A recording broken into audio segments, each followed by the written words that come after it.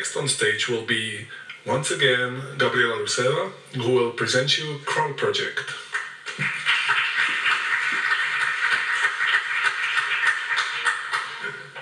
How many minutes? 7,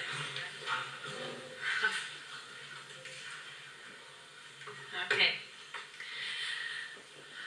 Okay, so yes, as I said, I'm very lucky to be managing 2 projects for young people, and this is the second one. And the 2 projects are in some way aiming to improve the media literacy skills of young people and their critical thinking and their productive and conscious use of digital technology and digital media. So in the case of the Cral project, Cral stands for Creative Audiovisual Apps for the promotion of critical thinking and media literacy. And it's an innovative approach to enhancing media literacy of students and teachers, because of course we cannot enhance the skills of students without enhancing those of the teachers and supporting the teachers in doing this. And it's an innovative approach in other aspects that I will explain as well. But first of all, again, why? And this time, it's about why we should work on media literacy skills. And this is the definition of media literacy that is widely accepted and also by the European Commission, which says that media literacy includes the technical, cognitive, social, civic and creative capacities that allow us to have access to understand and to use and interact with media. So you can imagine that this is a very broad theme encompassing all aspects of our life, because we are actually interacting with media all the time. And it's even further confirmed when we reflect on what is media, and media is all the different means of mass communication. So basically, we are in touch with media all the time except when we sleep, and maybe even some of us during this time. Right, and why young people? Well, today young people are considered as digital natives. They were born since in the internet era, and since their birth or very young age, they are using digital technologies. But that doesn't mean that they can use them in a critical and conscious way. Moreover, they are creators in real time, so now every young person can create digital content in real time on their device. It's very simple, it's very fast, and thereby it's even more important that they are aware of how to do this in a conscious and critical way. So again, a few details, technical details about the project. It is another project funded by the Erasmus Plus program. It's implemented in these 5 countries that you see in the screen. It's another 3-year project, and it's aimed at young people from 14 to 19 years old, so in high school, and to their teachers, respectively. These are the partners of our project. Most of them are all digital members, and we are also very proud to have as a partner the Italian Institute of Sound and Audiovisual Heritage under the Ministry of Culture. And this is, let's say, one of the underlying principles of this methodology.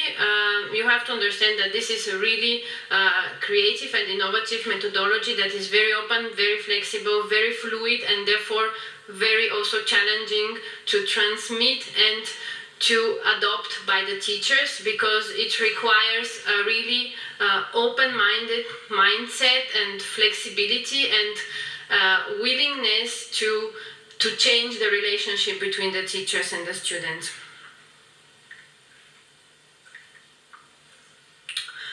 Who is behind this practice? There are 2 very charismatic persons, experts who are behind this practice, Annio Stasi a film director, screenwriter and a linguist from Italy, and M.Tortolini, a painter, essayist and teacher. They are both artists, and hence this very, very artistic and very creative approach.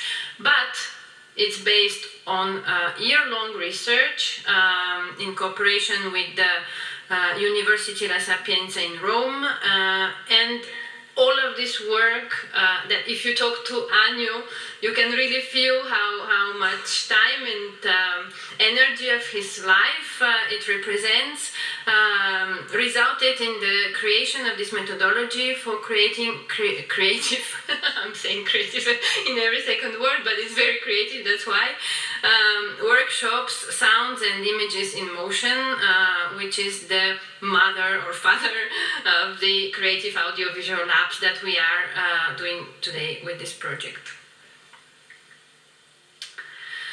So what it is, here I've put really a few key terms. I mean, the people involved in the project will understand me that it's very difficult to and explain this methodology in a few words and in a few minutes.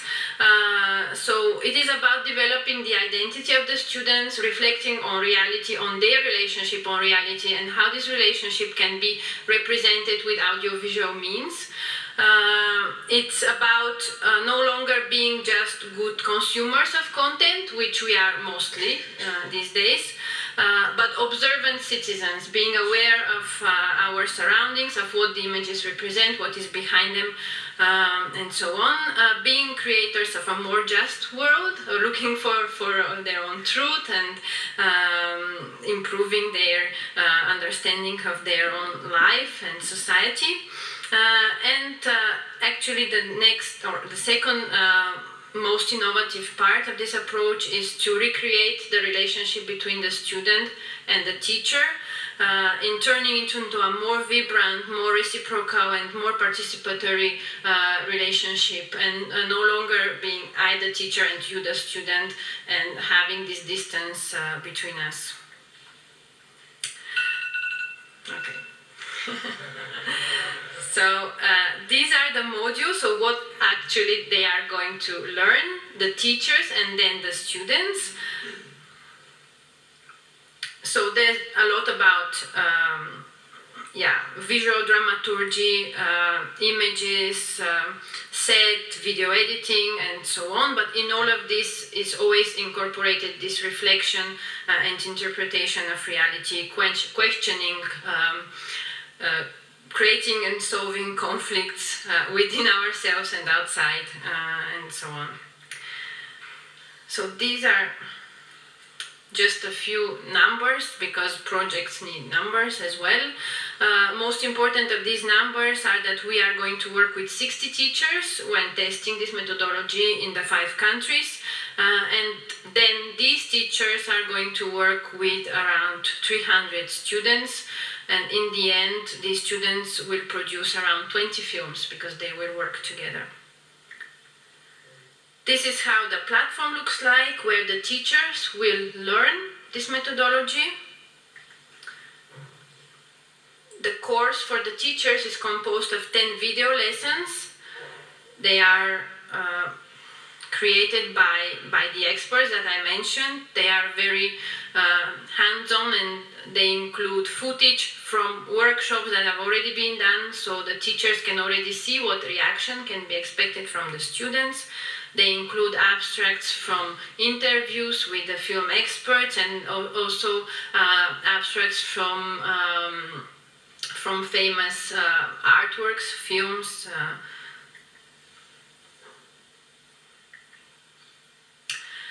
And behind this, there is also a manifesto about encouraging creativity in school, but also beyond. I'm not going to go to these principles one by one, although I think this is one of the most important things and the base of this methodology.